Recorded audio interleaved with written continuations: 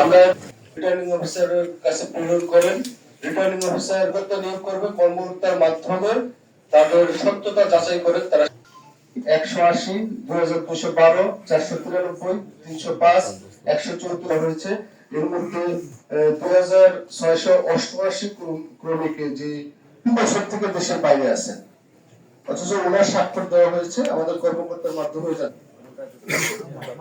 আচ্ছা, 7টি ভোটারের তথ্য 300 টাকার স্ট্যাম্পে একটি নোটারি করে একটি হলফনামা করে অঙ্গীকার করতে। যেভাবে শুনেছি আমি উপস্থিতি সম্মানিত উপস্থিতি জনাব ওমর ফারুক তার জন্য যে প্রযোজ্য ক্ষেত্রে সেই অংশটুকু আমরা অনুপস্থিত আছি।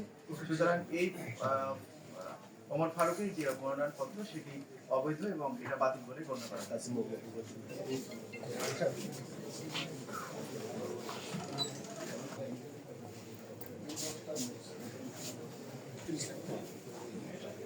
কুমিল্লা জেলার যে 11টি আসন, সেই 11টি আসনের আমরা মনোনয়ন ফর্মের যাচাই বাছাইয়ের যে প্রক্রিয়া শুরু হয়েছে আজকে, সেখানে আমাদের সকাল থেকে শুরু করে এই পর্যন্ত 3টি আসনের আমরা মনোনয়ন ফর্ম যাচাই বাছাই করেছি।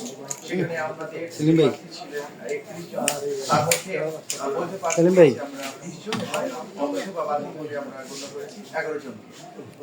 যারা বাতিল হয়েছে যদি সংযুক্ত হয় এই আদেশের বিরুদ্ধে, তাহলে তারা আগামী 5 তারিখ থেকে তারা আপিল করতে পারবে নির্বাচন সচিবালয়ে। এবং আমাদের যে প্রক্রিয়া সেটি আজ এবং কাল এই মুহূর্তে বলা চলে, কেউ হলফনামা নিয়ে দিয়েছেন, কেউ তার তথ্য দেন, কেউ তার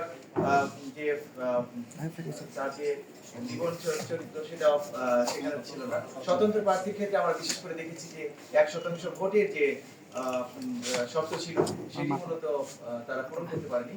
সুতরাং বিভিন্ন কারণে তারা বাতিল হয়েছে। এটি তারা আপিল করে 1% আছে, সেটির আলোকেই আমরা মূলত বাছাই করছি।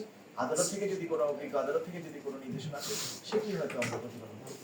অনেক জাল অবৈধ ভোট তিনি 1% সাথে যোগ করেছেন কিনা সেটি তো আমাদের বিভিন্ন পর্যায়ে অফিসার দিয়ে যাচাই করা হয়েছে।